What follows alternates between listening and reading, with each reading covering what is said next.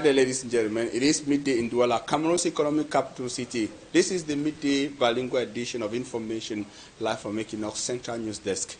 Thanks for making the right choice to be informed by the best of television network across Cameroon and the Central African sub-region. Now, go first in the French language with Laure Maniero. Laure Maniero, good afternoon. Good afternoon from Armstrong Sanda. Bon après-midi à vous qui nous regardez cet après-midi. Merci de nous retrouver pour votre rendez-vous du 12h bilingue sur Équinoxe Télévision. Parlons de cette audience au tribunal militaire dans le cadre de l'affaire Martinez-Zogo qui a marqué un rebondissement majeur. Le reportage que signent Jouillet et Guizogo.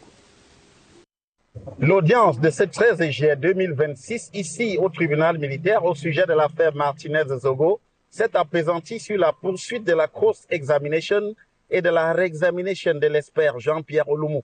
Face au feu nourri des questions des avocats, Jacques Mbouni, Ananga, Bambia, Nama, Achou et Niemedok, l'expert a fini par concéder que la thèse du deuxième commando, longtemps mise en avant, ne peut plus être évoquée. Particulièrement, l'échange avec Maître Ananga a permis à l'avocat de Martin Savon d'enfoncer littéralement le clou pour mettre à mal cette thèse. Alors que l'expert Jean-Pierre Oloumou venait d'indiquer « Aujourd'hui, j'affirme qu'il n'y a pas eu de deuxième commando », l'avocat de l'ex-maire de Bibéa renchérit « Si Martin Savon n'a donc pas conduit le deuxième commando comme vous l'avez suggéré dans votre rapport, ne concluez-vous donc pas qu'il n'est pas impliqué dans cette affaire ?» Je ne peux pas répondre catégoriquement que Martin Savon est impliqué dans cet assassinat. J'en suis resté au stade des questions, a répondu Jean-Pierre Oloumou. Celui-ci a alors lourdement insisté sur le refus des opérateurs de téléphonie mobile à collaborer pour la réalisation des expertises des téléphones des accusés. Puis, il y a eu les questions de Léopold Maxime Eko qui a expliqué, entre autres, qu'après sa confrontation avec le lieutenant-colonel Justin Danoué au 7, il lui avait demandé de lui expliquer ce qui s'était passé. Il a alors indiqué que le lieutenant-colonel Danoué avait précisé que Martinez-Zogo souffrait d'asthme pour justifier qu'il soit mort après avoir été torturé. Des explications interrompues après qu'il a été grondé par le colonel Jean-Pierre Otoulou, alors membre de la commission mixte d'enquête et commandant de la Légion de gendarmerie, a encore affirmé Léopold Maxime Eko. Au moment où il achevait la cross-examination de l'expert Jean-Pierre Oloumou, l'ex-directeur général de la DGRE a alors lancé à l'endroit du tribunal « J'espère être présent demain et vivant lors des prochaines audiences pour aider le tribunal à établir la vérité dans cette affaire parce que j'ai reçu des menaces de mort ». Cette déclaration a provoqué la stupeur dans la salle d'audience qui est restée silencieuse. Après l'expert Jean-Pierre Oloumou, c'est le colonel Jean-Pierre Otoulou qui sera devant la barre pour son examination in chief.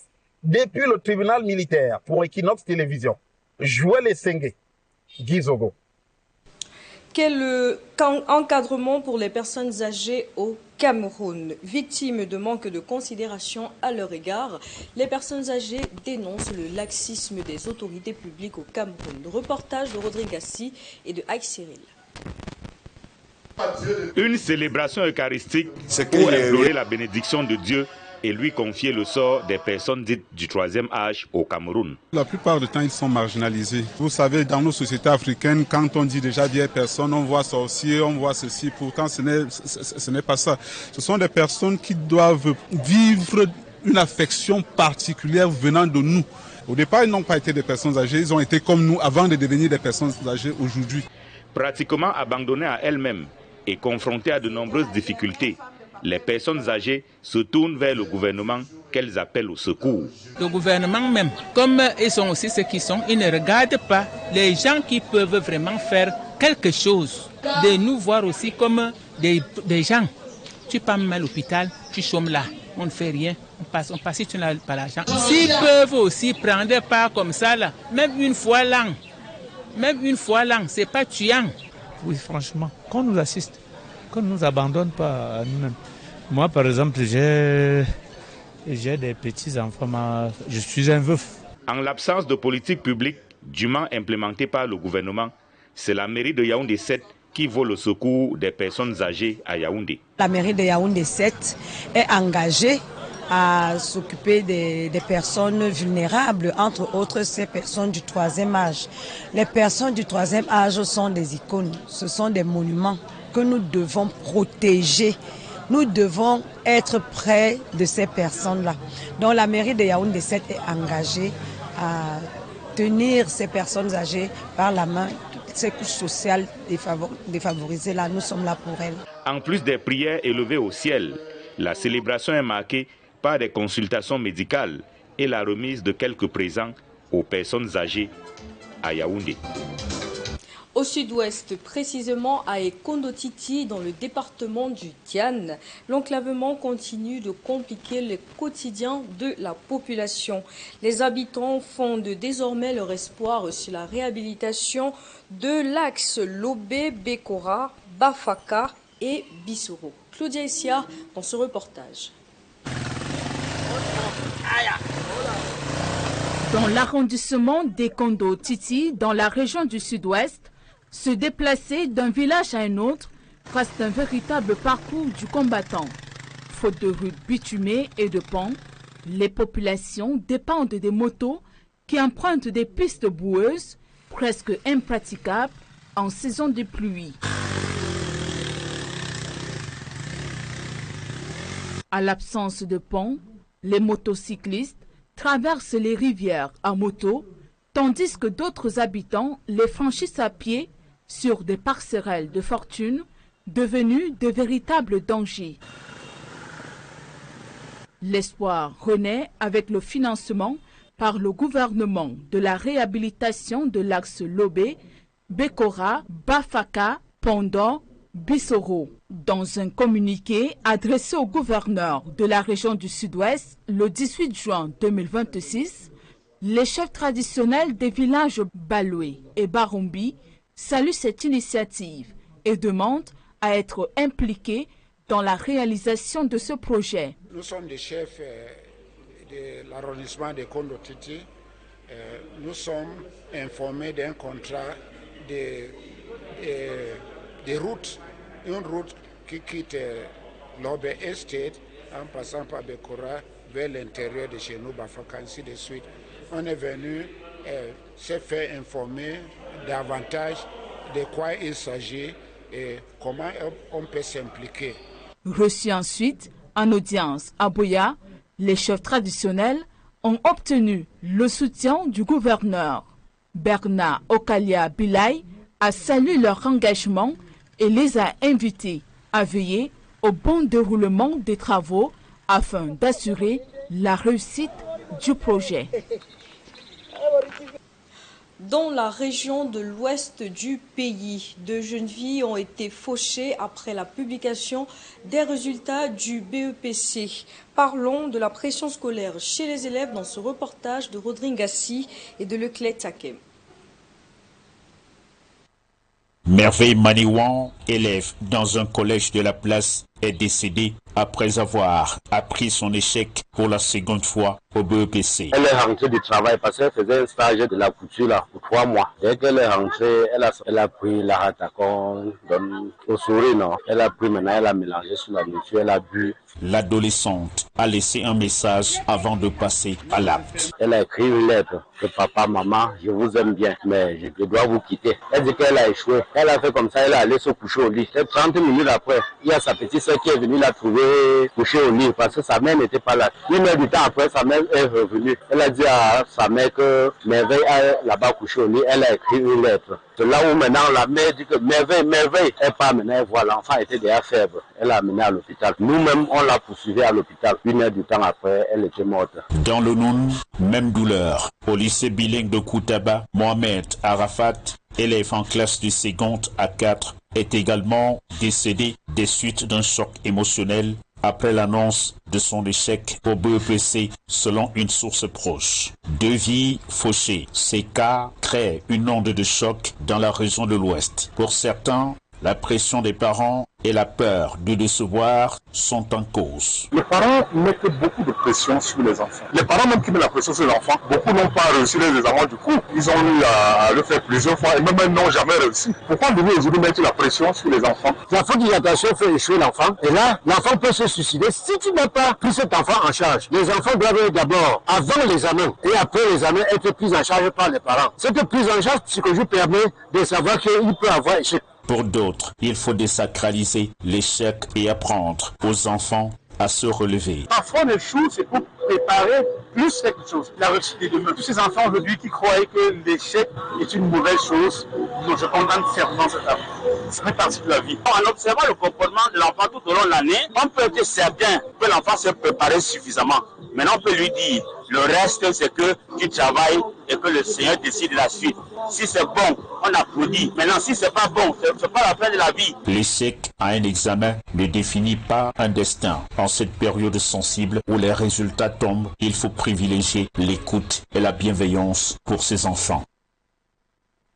À 2 semaines de la clôture du recensement général de la population camerounaise qui avait été prorogé au 31 juillet par le Premier ministre, le maire de la ville notamment rappelle l'importance du développement de cette activité dans l'économie du pays. Le reportage. La même chose pour notre bien à tous. C'est essentiel de savoir combien nous sommes à Douala. Les chiffres de la population de Douala varient dans des proportions trop importantes pour pouvoir faire une bonne peine. Si nous voulons savoir combien de routes il faut à Douala, si nous voulons savoir combien de poteaux électriques il faut, si nous voulons savoir combien de marchés il faut, combien d'écoles, nous avons besoin d'avoir une idée assez précise de la population de Douala. Et c'est pour ça que j'invite tous les habitants de Douala, mais alors vraiment tous, à se faire recenser. Fin de cette première partie, la deuxième en langue anglaise avec Fomi Armstrong Sanda. Bon après-midi une fois de plus, Fomi.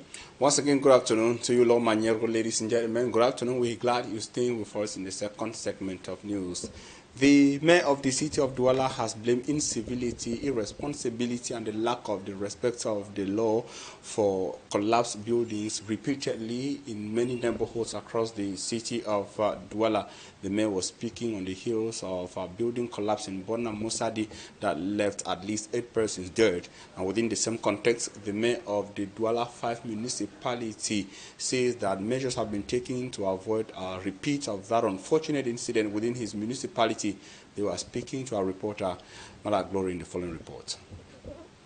For the past 3 days, these families have been left homeless, forced to sleep in the open air near a building following a tragic incident. This comes after an uncompleted building which had served as their home for over 5 years collapsed over the weekend at St. James in Bonamusa, the neighborhood, killing several family members and injuring others. On nous a acceptés dans la maison, si c'est une laide que les pères nous ont acceptés. Oui, de vivre là-bas. On ne payait pas. Many of the victims had previously abandoned their villages in the far north region of Cameroon in search of a better life in Douala. Following the disaster, they now say they are completely stranded with nowhere to go. On vient se chercher, on n'a rien. On vient se chercher, faire le gardiennage, faire le ménage chez les gens. According to administrative reports, the building had previously been marked for demolition by the Douala 5 Council due to its risky condition. Ce que nous avons vécu de vendredi à samedi était un immeuble qui était déjà scellé, qui était identifié et scellé parce que nous allons leur demander de partir. Nous jouons notre rôle. Nous allons les informer que là où vous êtes. The mayor explained that clearing these sites is difficult because many residents claim they have no alternative shelter. Unfortunately, many structurally compromised buildings remain standing across various neighborhoods in Douala. D'ailleurs, j'ai instruit les services techniques d'identifier le recensement. The mayor further noticed that measures are being implemented to limit future disaster. However, he emphasized that properties cannot be demolished immediately after being sealed, as the council must follow strict legal procedures. Un matin comme ça et aller détruire la maison de quelqu'un sans que la procédure n'ait abouti. On his part, the city mayor blamed residents for such incidents, accusing some of failing to respect the law. acting irresponsibly and contributing to a growing culture of incivility in Douala.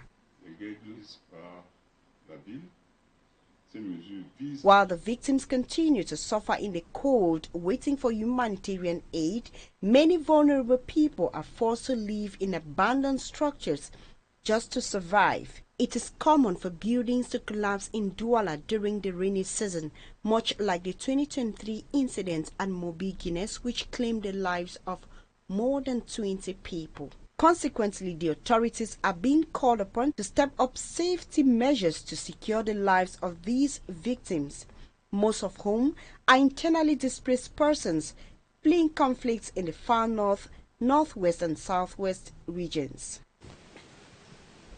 And an alarming healthcare delivery crisis is unfolding in North Makombe, that's in the Kam division of the Littoral region of Cameroon. In Dotorong, for example, an integrated health center constructed and equipped by the government of Cameroon has been abandoned in the bush, and the local people say that health officials duly assigned or say transferred to that health facility by the government have not resumed duty till date, leaving the local people frustrated in their quest for healthcare. We have details in the following report.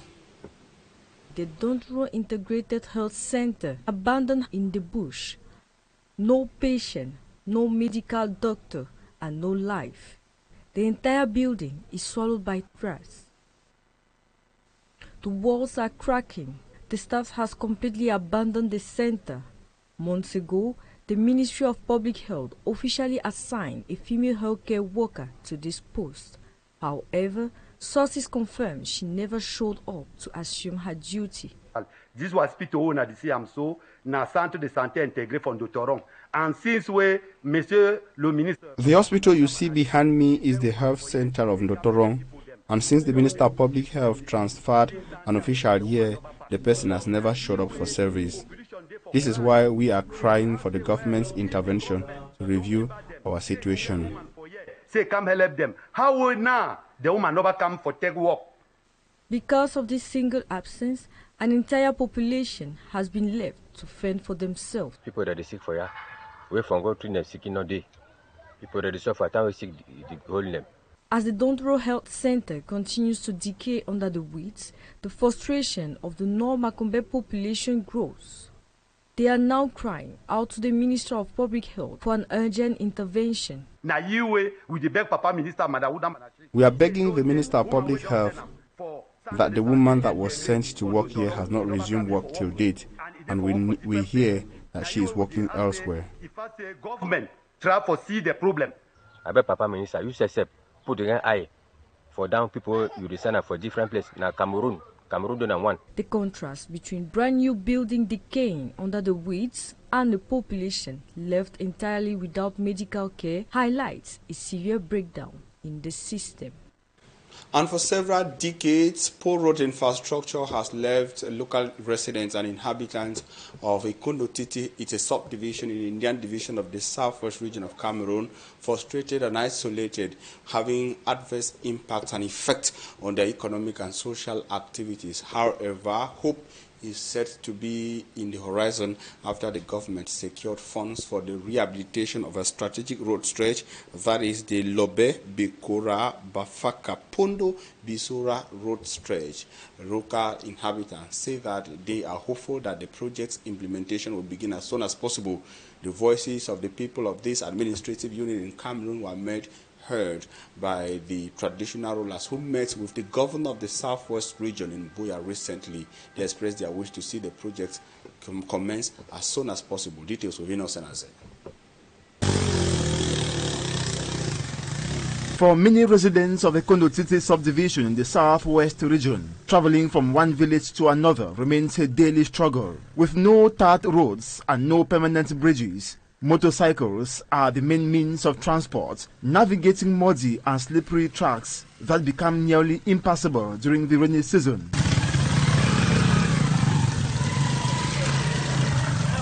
Where bridges are absent, riders are forced to ride their motorcycles through river crossings, while some residents wade across on foot. Others rely on fragile makeshift wooden bridges that have become veritable death traps. Hope is, however, on the horizon following the government's allocation of funds for the rehabilitation of the Lobe, Bekora, Bafaka, Pondo, Bisoro Roads network.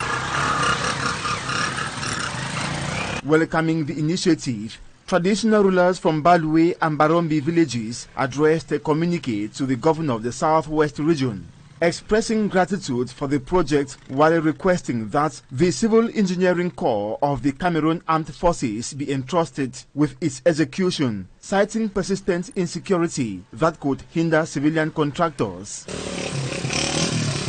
The chiefs later paid a courtesy visit to the governor in Boya. We have come to study with him the ways and means of expediting it and obtaining his blessing for the supervision and implication of our populations, those of us along the road. The governor has told us that nowadays chiefs are normally supposed to be implicated in projects that are taking place in their area. He urged the traditional rulers to closely monitor the execution of the project and support the contractor to ensure its successful completion. The governor congratulated us for being conscious, for taking part in things that concern us, and it also advised us to be vigilant, and that the government has now authorized local traditional authorities to oversee contracts that come to the area. So that we should be vigilant and we should accompany whoever will be awarded the contract. Governor Benato Kalyabilai also reaffirmed the government's commitment to improving access and living conditions in the entire Ekondotiti subdivision. Away from community news and on to something else, the hearing of Cameroonian social activist Blaise Andre Esama has been adjourned to the 10th of August 2026. Prolonging uncertainties surrounding the fate of the man known by most Cameroonians as Le Combattant. This is the outcome of the hearing that was held yesterday at the Military Tribunal in the city of Douala. Details in the following report. In Douala today, like in most parts of Cameroon, supporters of activist Andre Blaise Esama waited in vain. The hearing of the man widely known as Le Combattant was postponed to August the 10th, 2026. Esama, 50, has been held at the Newberg Central Prison since November the 7th, 2025. That's more than 8 months ago. His lawyer said that he was arrested without a warrant, without a summon, and without a lawyer just 1 day after President Paul Biya swearing in. The arrest followed a social media video in which Esama denounced post-election violence after the October 2025 presidential polls in Cameroon and called for national mourning. He was first placed in a 15 days of administrative detention, but when that expired, rights groups say that no legal extension was issued, violating Cameroonian law. Instead, the civilian was transferred to the Douala Military Tribunal. He now faces charges including undermining state security and rebellion. Legal experts call it a violation of both the Cameroonian constitution and the international treaties ratified by Cameroon. And now his health is becoming most urgent according to reports. Reports from prison say Esama is suffering from severe diabetes that is threatening his food. Doctors have even mentioned the possibility of amputation. Rights group described the Newberg prison as overcrowded with poor medical care. For 17 years, Blaise Andre Esama has been a vocal campaigner against colonial symbols, most famously targeting the statues of General Leclerc in Douala. He says his goal is to replace colonial monuments with African heroes. With his case now adjourned for another 1 month, human rights groups and political figures in Cameroon are calling for an immediate release. They warn that using military courts against civilians set a dangerous precedent in this post-election period in Cameroon. And out of Cameroon, we'll take you first to the Middle East, where the fragile truce between Washington and Tehran has shattered just 1 month after both parties signed a memorandum of understanding. U.S. President Donald Trump declared the ceasefire over, triggering a new wave of airstrikes between Tehran or Iran and the United States of America. Details in the following international news roundup. The collapse of the peace framework followed escalating tension in the critical Strait of Hormuz. According to the regional reports, Iranian forces targeted 3 commercial vessels seeking to enforce strict unilateral navigation protocols and transit fees. The move drew an immediate heavy response from the United States. Speaking from the NATO summit, President Trump did not mince words, according to the Iranian leadership, of violating the agreement and warning that U.S. forces will hit hard against strategic targets. Within hours, American jets launched waves of retaliatory strikes on Iranian port cities and naval assets. Tehran has retaliated, firing ballistic missiles and drones across the Gulf, testing regional air defense systems. The sudden return to open hostility has sent knockwave through global markets, with Brent crude and price jumping over 5% as energy shipping corridor face severe disruption. While the military escalation is severe, the door to negotiation has not completely closed. Back channels talked immediately by Pakistan and Qatar are reportedly ongoing in a desperate bid to rescue the June agreement. However, with the situation on the ground rapidly changing and both sides trading heavy fires, the risk of wide regional conflict is higher than ever. That's where we end this edition of News in French and English on Équinoxe. We thank you for your keen attention. Don't go away. Interesting programs continue on Équinoxe. Now, regarding information, at 6 p.m. you're going to be having a full edition of news in the English language, and at 8 p.m. a full dose in the French language. As for us, we shall be back here tomorrow at 7 a.m. God willing. No maniero, see you tomorrow at 7 a.m. Rendez-vous demain à 7h, famille. Rendez-vous demain à 7h, mesdames et messieurs. Restez pour la suite de nos programmes sur Équinoxe Télévision. Rappelons que le bac technique est déjà disponible sur toutes les plateformes. Et déjà, félicitations à tous ceux qui ont réussi à leur examen. Bye bye. Congratulations.